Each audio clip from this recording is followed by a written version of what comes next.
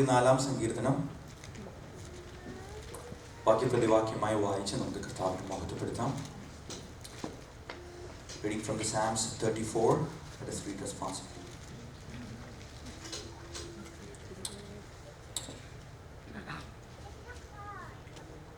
വായിച്ചു തുടങ്ങുന്നു. ഞാൻ യഹോവയെ എല്ലാ കാലത്തും വാഴ്ത്തും, അവന്റെ സ്തുതി എപ്പോഴും എന്റെ നാവിന്മേലിരിക്കും. എന്നോട് ചേർന്ന് യഹോവയെ മഹിമപ്പെടുത്തുവീൻ, നാം ഒന്നിച്ച് അവന്റെ നാമത്തെ ഉയർത്തുക.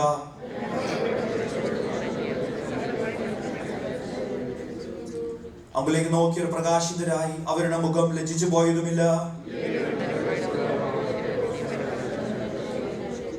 യഹോവയുടെ ദൂതൻ അവന്റെ ഭക്തന്മാരുടെ ചുറ്റും പാളയം ഇറങ്ങി അവരെ വിടുവിക്കുന്നു.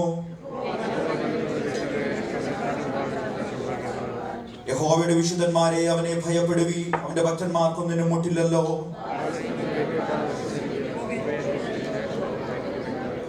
മക്കളെ, വന്ന് എനിക്ക് ചെവി തരുവീൻ, യഹോവയുള്ള പഥ്യയെ ഞാൻ ഉപദേശിച്ചു തരാം. ദോഷം ചെയ്യാതെ നിന്റെ നാവിനെയും വ്യാജം പറയാതെ നിന്റെ അധരത്തെയും കാത്തുകൊള്ളുക. യഹോവയുടെ കണ്ണ് നീതിമാന്മാരുടെ മേലും അവന്റെ ചെവി അവരുടെ നിലവിളിക്കും തുറന്നിരിക്കുന്നു.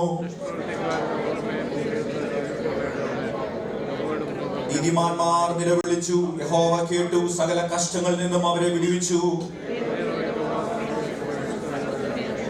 നീതിമാന്റെ അനർത്ഥങ്ങൾ അസംഖ്യമാകുന്നു, അവയെല്ലാറ്റിൽ നിന്നും യഹോവ അവനെ വിടുവിക്കുന്നു. അടുത്ത 2 വാക്യം നമുക്ക് ഒന്നിച്ചു ചേർന്ന് വായിക്കാം. അനർത്ഥം ദുഷ്ടനെ കൊല്ലുന്നു, നീതിമാനെ പകയ്ക്കുന്നവർ ശിക്ഷ അനുഭവിക്കും. യഹോവ തന്റെ ദാസന്മാരുടെ പ്രാണനെ വീണ്ടുകൊള്ളുന്നു, അവനെ ശരണമാക്കുന്നവരാരും ശിക്ഷ അനുഭവിക്കില്ല. നൽകപ്പെട്ട സങ്കീർത്തനത്തെ ഓർത്ത് അല്പസമയം നമ്മുടെ കരങ്ങളിൽ സ്തുതിച്ചാട്ടെ. ഹല്ലേലൂയ. പരിശുദ്ധ പിതാവേ, നല്ല സമയത്തിനായി ഞങ്ങൾ സ്തുതിക്കുന്നു. അനുഗ്രഹിക്കട്ടെ. ഞായറാഴ്ച ദിവസം അങ്ങയുടെ സന്നിധിയിൽ വന്ന് അങ്ങയുടെ നാമത്തെ ഉയർത്തുവാൻ വീണ്ടും ഒരു അവസരം കൂടെ നൽകിയല്ലോ. സങ്കീർത്തനത്തിലൂടെ അങ്ങ് ഞങ്ങളോട് സംസാരിക്കുന്നത് അങ്ങ് പ്രാർത്ഥന കേട്ടതിനായി സ്തോത്രം. യേശു ക്രിസ്തുവിന്റെ നാമത്തിൽ തന്നെ.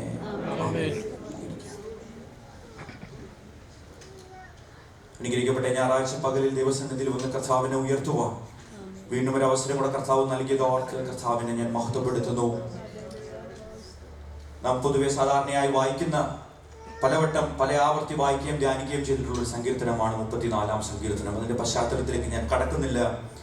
നമുക്കിന്ന് CA മീറ്റിംഗ് ഒക്കെ ഉണ്ടല്ലോ. നൽകപ്പെട്ട സമയത്തിനകത്ത് തന്നെ ഞാൻ ചെറിയൊരു ചിന്ത നിങ്ങളുമായി പങ്കുവച്ച് ഇരിക്കുവാൻ ആഗ്രഹിക്കുന്നു. വായിച്ച സങ്കീർത്തനത്തിന്റെ 19 വാക്യം, നീതിമാന്റെ അനർത്ഥങ്ങൾ അസംഖ്യമാകുന്നു, അവ എല്ലാറ്റിൽ നിന്നും യഹോവ അവനെ വിടുവിക്കുന്നു. എന്നോടൊന്ന് ചേർന്ന് പറഞ്ഞേ, നീതിമാന്റെ അനർത്ഥങ്ങൾ അസംഖ്യമാകുന്നു, അവ എല്ലാറ്റിൽ നിന്നും യഹോവ അവനെ വിടുവിക്കുന്നു. നമ്മ വാക്യം നോക്കുമ്പം അതിന്റെ ആദ്യത്തെ ഒരു വരി എല്ലാവർക്കും സന്തോഷം തരുന്ന ഒരു വരിയല്ല. വാക്യം പറഞ്ഞു, നീതിമാന്റെ അനർത്ഥങ്ങൾ അസംഖ്യമാകുന്നു എന്നാ പറയുന്നത്. അവ എല്ലാറ്റിൽ നിന്നും യഹോവ അവനെ വിടുവിക്കും. അത് കേൾക്കുമ്പോൾ ഒരു സന്തോഷമുണ്ട്. എൻ്റെ ജീവിതത്തിലെ അനർത്ഥങ്ങൾ, പ്രതികൂലങ്ങൾ, പ്രതിസന്ധികൾ വന്നാലും എല്ലാറ്റിൽ നിന്നും വിടുവിക്കുന്ന ഒരു യഹോവ എൻ്റെ പക്ഷത്തുണ്ടെന്ന്. ഹല്ലേലൂയ.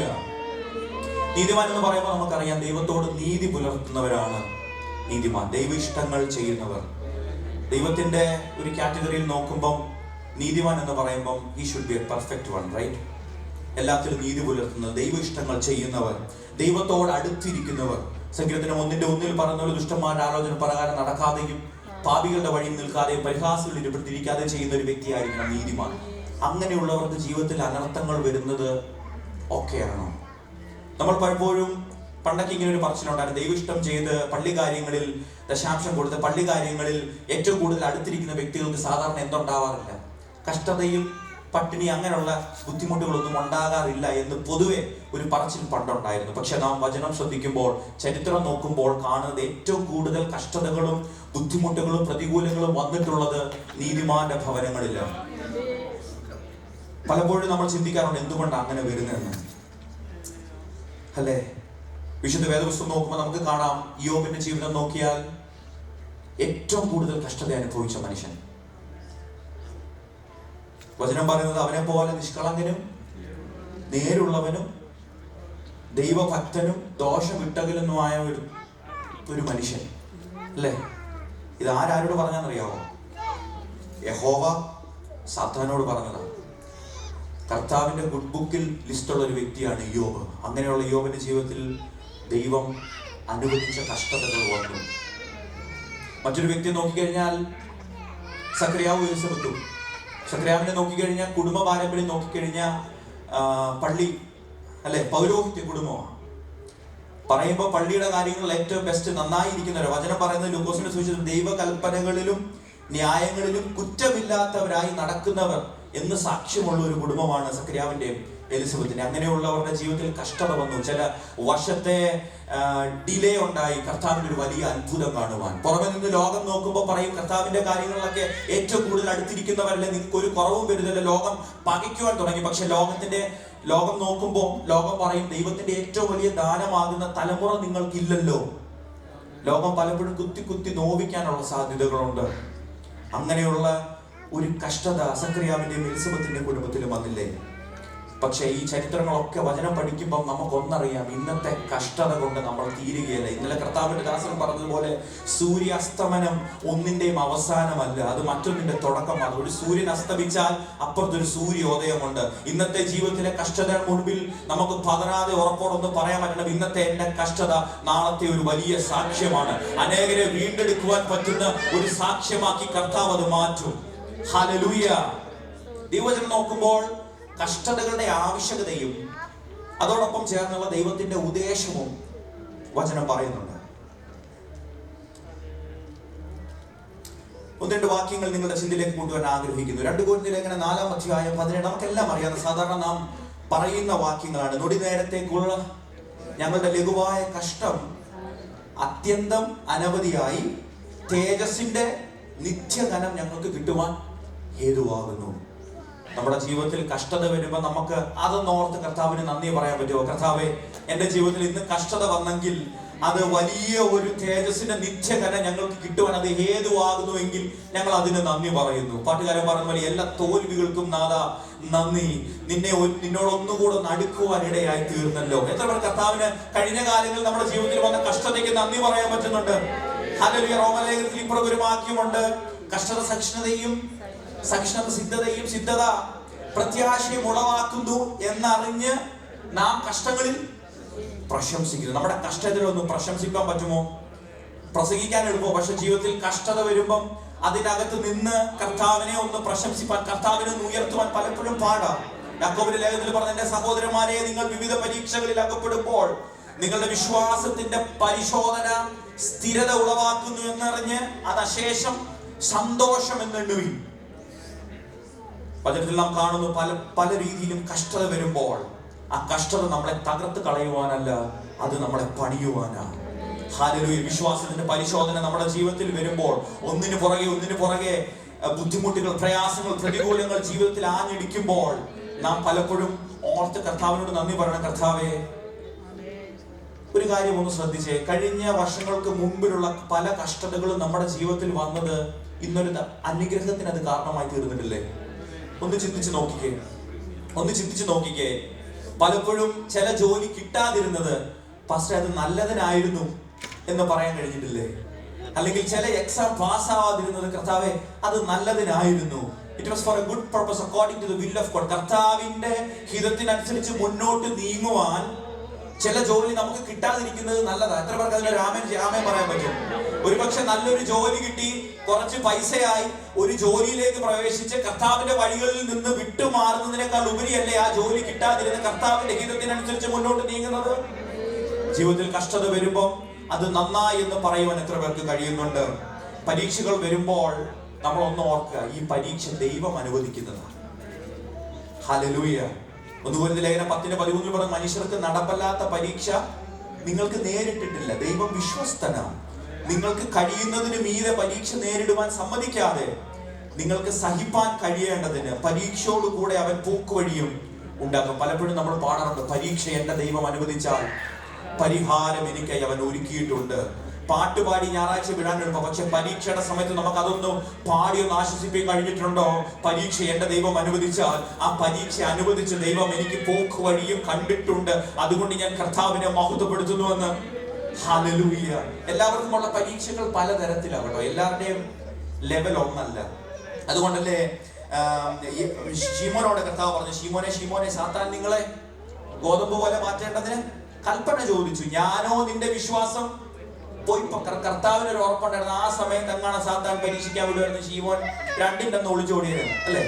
അതുകൊണ്ടാണ് കർത്താവ് പറഞ്ഞത്, നിന്റെ പരീക്ഷ പോയി പോകാതിരിപ്പാൻ. ഓരോരുത്തരുടെ വിശ്വാസത്തിന്റെ ലെവൽ അനുസരിച്ചാണ് നമ്മുടെ ജീവിതത്തിലെ കഷ്ടതകളും പ്രതികൂലങ്ങളും വരുന്നത് കേട്ടോ. ഇയ്യോബിന്റെ ജീവിതം നോക്കി, ഇയ്യോബിനെ കുറിച്ച് ദൈവത്തിന് ഒരു ഉറപ്പുണ്ടായിരുന്നു, ഏത് പ്രതിസന്ധിയുടെ മുമ്പിലും അവൻ പിടിച്ചു നിൽക്കുന്നുണ്ട്. അതുകൊണ്ടല്ലേ ഇയ്യോബ് സാത്താനെ പെർമിഷൻ കൊടുത്തത്. പലപ്പോഴും നാം ഓർക്കുക, നമ്മുടെ ജീവിതത്തിലെ കഷ്ടത വരുന്നത് ദൈവം പെർമിഷൻ കൊടുത്തിട്ടാണ്. അതുകൊണ്ട് നമ്മൾ ഒരിക്കലും തളർന്നു പോകരുത്. Hallelujah, hallelujah, hallelujah. ഇയ്യോബിന്റെ പുസ്തകം 1-ാം അധ്യായം 12-ാം വാക്യത്തിൽ ദൈവം തന്നെയാണ് ഇയ്യോബിനുള്ളതൊക്കെയും സാത്താന് കൊടുക്കുന്നത്. ഇതാ അവനുള്ളതൊക്കെയും നിന്റെ കയ്യിലിരിക്കുന്നു, എന്നാൽ അവന്റെ മേൽ മാത്രം കയ്യേറ്റം ചെയ്യരുത്. അവിടെ ഒരു ലിമിറ്റേഷൻ, ഒരു ബൗണ്ടറി കൂടെ സെറ്റ് ചെയ്തിട്ട് പിശാചിന്റെ കയ്യിലേക്ക് ഇയ്യോബിനുള്ളതൊക്കെയും കൊടുക്കുന്നത്. അവനുള്ളതൊക്കെ നീ എടുത്തോ, പക്ഷെ അവനെ മാത്രം, എൻ്റെ ഭക്തനും നിഷ്കളങ്കനും നേരുള്ളവനുമായ ഇയ്യോബിനെ മാത്രം നീ കയ്യേറ്റം ചെയ്യരുത്. ആദ്യത്തെ പരീക്ഷയിൽ ഇയ്യോബ് പാസ്സായി. അവൻ പറഞ്ഞു, യഹോവ തന്നു, യഹോവ എടുത്തു, യഹോവയുടെ നാമം വാഴ്ത്തപ്പെടുമാറാകട്ടെ. അവിടെ കൊണ്ട് പരീക്ഷ തീരുമായിരുന്നോ? അല്ല, സാത്താൻ അന്നേരം അടുത്ത തന്ത്രവുമായിട്ട് വന്നു അല്ലേ. അവനുള്ളതൊക്കെ അല്ല എടുത്തത്, ഇനി ഞാൻ അവനെ ഒന്ന് തൊട്ട് നോക്കട്ടെ, അവൻ നിന്നെ ത്യജിച്ച് പറയും എന്ന് പറഞ്ഞു. രണ്ടാമതും ദൈവം പെർമിഷൻ കൊടുത്തു, ഇതാ അവനെ നിന്റെ കയ്യിൽ ഏൽപ്പിക്കുന്നു, അവന്റെ പ്രാണനെ മാത്രം തൊടരുത്. ജീവിതത്തിൽ ഒന്നിനു പുറകെ പ്രതിസന്ധികൾ വരുമ്പോൾ പലപ്പോഴും നമ്മൾ ചിന്തിക്കും, കർത്താവ്, പല ക്വസ്റ്റ്യൻസും നമ്മൾ ചോദിക്കും, കർത്താവ് എന്തുകൊണ്ട് എൻ്റെ ജീവിതത്തിൽ വന്നത്? ഒരിക്കലും അങ്ങനെ വരാൻ പാടില്ലായിരുന്നല്ലോ. ഞാൻ കർത്താവിന്റെ കാര്യങ്ങളിൽ മുൻനിന്നല്ലേ, ഞാൻ എപ്പോഴും പ്രാർത്ഥിക്കുന്ന വ്യക്തിയല്ലേ, ഞാൻ എപ്പോഴും നിന്നോട് അടുത്തിരിക്കുന്ന വ്യക്തിയല്ലേ, ദൈവിഷ്ടങ്ങൾ ചെയ്യുന്ന വ്യക്തിയല്ലേ. അതുപോലെ തന്നെ ഇയ്യോബിനും ചില സംശയങ്ങളും ചോദ്യങ്ങളും ഒക്കെ ഉണ്ടായി. പക്ഷെ ഇയ്യോബിനൊരു ഉറപ്പുണ്ടായിരുന്നു, 23:10, എന്നാൽ ഞാൻ നടക്കുന്ന വഴി അവൻ അറിയുന്നു. എൻ്റെ കഷ്ടത എത്രയായാലും, ഞാൻ നടക്കുന്ന പാതകൾ എത്ര പ്രതികൂലമായാലും, എൻ്റെ വഴി നന്നായി അറിയുന്ന ഒരു ദൈവമാണ് എൻ്റെ കഷ്ടത വരുത്തത്. എന്നെ ശോധന കഴിച്ചാൽ ഞാനൊരു പൊന്നുപോലെ പുറത്തു വരുന്ന അവനൊരു ഉറപ്പുള്ളത് കൊണ്ടാണ് എൻ്റെ ജീവിതത്തിൽ കഷ്ടത വരുത്തിയത്. ഇയ്യോബിനെ പോലെ നമുക്ക് പറയാൻ പറ്റുമോ? നമ്മുടെ ജീവിതത്തിൽ കഷ്ടത വരുമ്പോൾ കർത്താവ് എന്നെ തകർത്ത് കളയുവാനല്ല, കർത്താവ് എന്നെ ശോധന ചെയ്ത് ഒരു നല്ലൊരു പൊന്നാക്കി രൂപാന്തരപ്പെടുത്തുവാൻ വേണ്ടിയിട്ടാണ്. വചനം പറയുന്നതുപോലെ, കൂരിരുൾ താഴ്വരയിൽ കൂടി നടന്നാലും ഞാനൊരു അനർത്ഥവും ഭയപ്പെടുകയില്ല, നീ എന്നോട് കൂടി ഇരിക്കുന്ന. 42:43 നീ വെള്ളത്തിൽ കൂടി കടക്കുമ്പോൾ ഞാൻ നിന്നോട് കൂടെ ഇരിക്കും, നീ നദികളിൽ കൂടി കടക്കുമ്പോൾ അവ നിന്റെ മീതെ കവിയുകയില്ല, നീ തീയിൽ കൂടി നടന്നാൽ വെന്തു പോകുകയുമില്ല, അഗ്നിജ്വാല നിന്നെ ദഹിപ്പിക്കുകയുമില്ല എന്ന് പറഞ്ഞ ദൈവം. നമ്മുടെ കഷ്ടതയുടെ നടുവിൽ നാം ഒന്ന് ഓർക്കുക, ഈ കഷ്ടത അനുവദിച്ച ദൈവം നമ്മുടെ കൂടെയുണ്ട്. നമ്മൾ ഏതറ്റം വരെ അവന്റെ ആ വിശ്വാസത്തിന്റെ പരിശോധനയിൽ പിടിച്ചു നിൽക്കുന്നു എന്ന് അറിയുവാനുള്ള ഒരു ചെറിയൊരു ടെസ്റ്റ് മാത്രമാണ്. വചനം പറയുന്നത്, അവൻ എന്നോട് പറ്റിയിരിക്കിയാൽ ഞാൻ അവനെ വിടുവിക്കും. പലപ്പോഴും നമ്മുടെ പ്രതികൂലങ്ങളിൽ നാം പറഞ്ഞ് ആശ്വസിക്കുന്ന ചില വാക്കുകളല്ലേ, നാം വാക്യ സങ്കീർത്തനത്തിലേക്ക് വരുമ്പോൾ നമ്മുടെ അനർത്ഥങ്ങൾ അസംഖ്യമാകുന്നുവെങ്കിലും അവയെല്ലാത്തിൽ നിന്നും യഹോവ അവനെ വിടുവിക്കുന്നു. വാക്യം 17, നീതിമാന്മാർ നിലവിളിച്ചു. നീതിമാന്റെ ജീവിതത്തിൽ നിലവിളികളുണ്ട് കേട്ടോ, പക്ഷേ എങ്കിലും നമ്മുടെ ഉറപ്പ്, യഹോവ അത് കേൾക്കുന്ന ദൈവമാണ്, സകല കഷ്ടങ്ങളിൽ നിന്നും അവരെ വിടുവിക്കുന്ന ദൈവമാണ്. വാക്യം 15, യഹോവയുടെ കണ്ണ് നീതിമാന്മാരുടെ മേലുണ്ട്, അവന്റെ ചെവി അവരുടെ നിലവിളിക്ക് തുറന്നിരിക്കുന്നു. ഈ വചനങ്ങളാൽ കർത്താവ് നമ്മളെ അനുഗ്രഹിക്കട്ടെ. നമ്മുടെ കഷ്ടതയുടെ മുൻപിൽ നമ്മൾ തളർന്നു പോകാതെ, നമ്മുടെ പ്രതികൂലത്തിന്റെ മുൻപിൽ നാം തകർന്നു പോകാതെ, നമ്മളെ വിളിച്ച ദൈവം വിശ്വസ്തനാണെന്ന്, അവനോട് പറ്റിയിരിക്കുന്നവരെ അവൻ വിടുവിക്കുന്ന ദൈവമാണെന്ന് അറിഞ്ഞുകൊണ്ട് ക്രിസ്ത്യൻ ജീവിതം മുന്നോട്ട് നയിക്കുവാനിടയായി തീരട്ടെ. God bless.